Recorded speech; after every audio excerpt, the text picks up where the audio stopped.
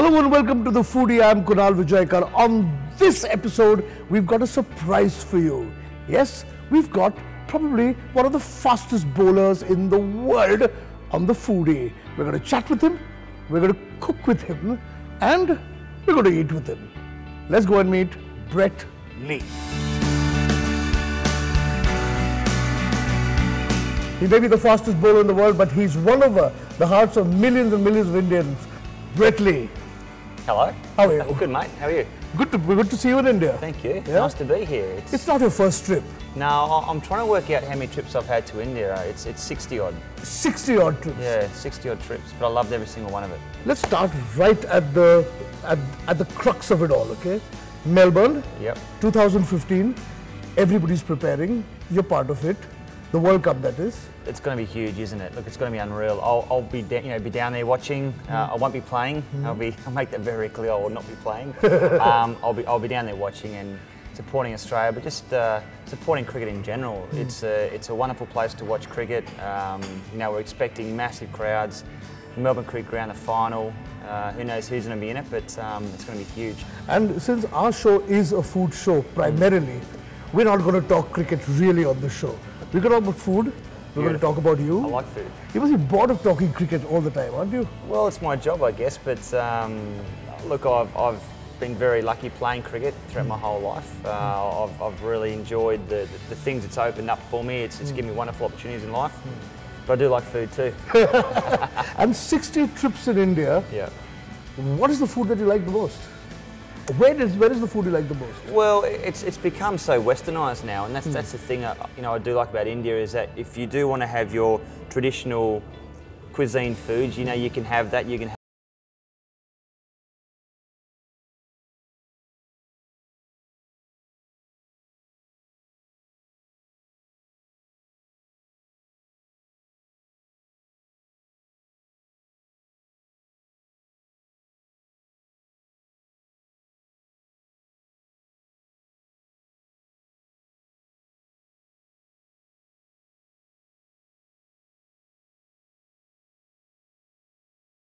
back in Australia, what India's all about. So we have traditional food in the streets. We eat as the locals do, and we eat with our hands, and it's great. I love the food. I love the people. I love the culture over here. Everyone knows that I gel well with Indian people because I think with the Indian culture about how they they look after their elders. They love their parents, and that's the same as me growing up. I've always been taught to respect my parents and to put them on a pedestal, and that's Indian culture, I guess. Melbourne.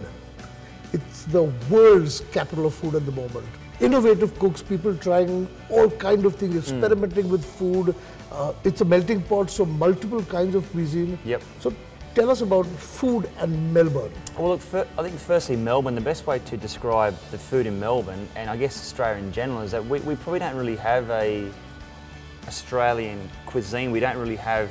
We've got the good old Aussie barbecue. Shrimps on the barbie. Shrimp on the barbie. If you watch too many Paul Hogan movies. But when you think about Melbourne and when you think about Victoria, you think about great food, great culture, and because there's so many different people living in there, so many different cultures, you can walk two shops and you got, as I said, you mentioned, you got Japanese, you got Chinese, you got Indian, you got any type of food that you'd love to eat. Right in the heart of Melbourne, so it's a person's dream to go there and just lap it up. You can go out for meals, 3 different meals a day on the same street. It's incredible. But if I was to ask you, what is your favourite food of all time? There must be something you grew up with. Look, that's a good question. It's a great question, but it's a hard question to answer because it's like asking someone what's your favourite song. It depends on what mood you're in. Depends on what country you're in. Depends on what you've had leading up to that. On a general thing, whichever country that I'm in, I like to try, as I said, the local stuff. But when I've spent, I think I had an Indian trip, Australia versus India. I was over here in about 2005, and I spent 2.5 months here.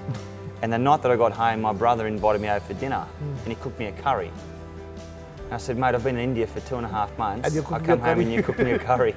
But that curry is very different, It was nice, but it wasn't what we have over here. And I'm not saying he's a bad cook, but it wasn't as good as what we've had over here. But Look, I love butter chicken. Yeah. I like simple things in life. It's my favorite dish in the world. Huh? After having eaten all kinds of food, Yeah. you come down to a homely good butter chicken. Yeah. And it's brilliant. And you get the big naan bread about the size of like an elephant's ear. Yeah. And you grab it and you rip it and you... Beautiful. And you have this strange relationship with butter chicken, which I can see, which is in a bottle over there right now. I wanted to show you something funny. This is one of my little things that I'm doing here. It's from Jewel of India, but I'm not a great cook, right? So I brought this in to take the mickey out of myself, how bad I am. So if I'm at home cooking, you get your chicken in your pot and you put it in. That's dinner. Done. Butter chicken is ready. Done. That's my sort of meal. Perfect. Fantastic. Okay, Brett, we're going to cook today for you. We've got chef who's standing by, and we thought we'll eat together. Great. And he's promised to put you to some work over there, but he's there. Well, you know what? I want to let you in a little secret as well. I've brought an apron down with me. I want to be hands-on. I don't want to stand there and just be a part of it. Fantastic. I want to be involved. Fantastic idea. Let's do it. I think we should head straight to that part of the restaurant and cook up, and he's going to be hands-on. Done. Let's go.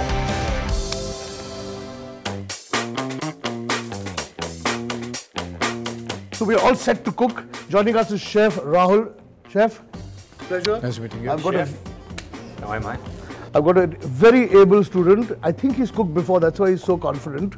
But he says, I'm going to get my hands dirty and I'm going to really cook. So what do you have in store for us? Okay, today we're going to cook Australian lamb chops with some mashed potato and sauté vegetables. Okay. We already have the lamb chops ready. You can just marinate with them some crushed pepper and salt. So Australian lamb chops. Yeah. While you're marinating, you should put some rosemary into it so it gives more flavor. Pepper. Some olive oil, so now you can turn them around so that it evenly goes around. I tell you, the lamb chops are the greatest export of Australia. The Australian lamb chops are the best in the world. Yeah, I know they do. Right. Okay, so they are ready now. We're going to take the pan. You can just pour some oil. That's it. No problem. We don't want too much oil, folks, because we don't want to make sure. It'll be Indian food, lots of oil. So you can put the grilled lamb for the grill over there. In go the lamb chops. And Brett, we've got this for you. I've got a hat. Does this mean I could graduate? Oh, very nice. So now you can have the smell of the rosemary. Oh, lovely this is. Tell you what, mate, you could turn me into a good chef here. The rosemary plays a vital role in this because it has all the aromas. And do you like Australian lamb chops? Yeah, we do. Yeah. Smell. I know that it's not smell-o-vision, but it's... Yeah, not smell-o-vision, well put. So what doneness you are looking for? Medium, not too rare, just medium. Medium. And Chef, how do you know that they are golden medium or rare or medium rare or? By the touch you can make it out. If it's tough, that means it's well done. Okay. And then if it's going down, like this is almost now medium. Okay. So you can see. Ah, look at the color. Wow. I think everybody watching is getting hungry. He's getting hungry. Everybody watching the shoot and everybody watching back at home. So your lamb chop is almost done. Yep. So you can keep them aside. Yep. Okay. So the lamb chops are ready. Now we can make. We're doing the potato mash for the base of the mash. You have some mashed potatoes with you. It's a freshly made mashed potatoes. Yeah. And how much should I put in? Yeah, you can put all. Whole lot in? Yeah. Okay. A bit of butter? Yeah, a little bit butter, but let it a little bit hot. And we should put lots of butter. So you can put some butter. How many do you think? Dick? Do. 4 cubes. Four.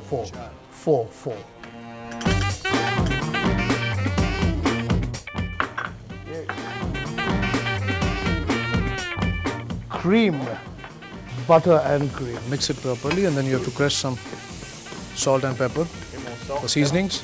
I didn't want any salt.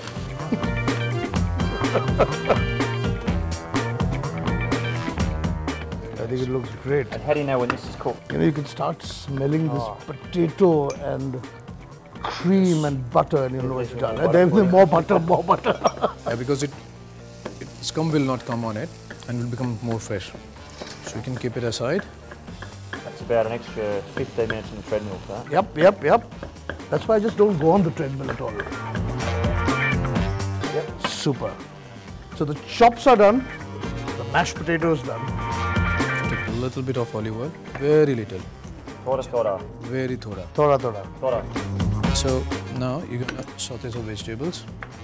The whole thing? So you wish either you want to put garlic or no garlic. Yeah, a little bit of garlic's good, I think. Put the rosemary again, yes. Mushroom. Some asparagus. Yep. And just some seasoning, salt, pepper. Flip the pan. This is either the cricket talking or this is you've done this before, you know? Because this is not easy to do. It's a flip shot. Yeah. Look at that. Yeah, that's what. See, basically you have to go like this and then come back. Just You like can try, the- remove the gloves and you can try. Like the Dilshan scoop. Yes, that way. So we are ready. Now, so the chops are ready, the mashed potato is ready, the veggies are ready. You're going to plate it now? Yes. Okay. I'll just plate it. So you can take your potato mash, Yeah. put it in the center of the plate.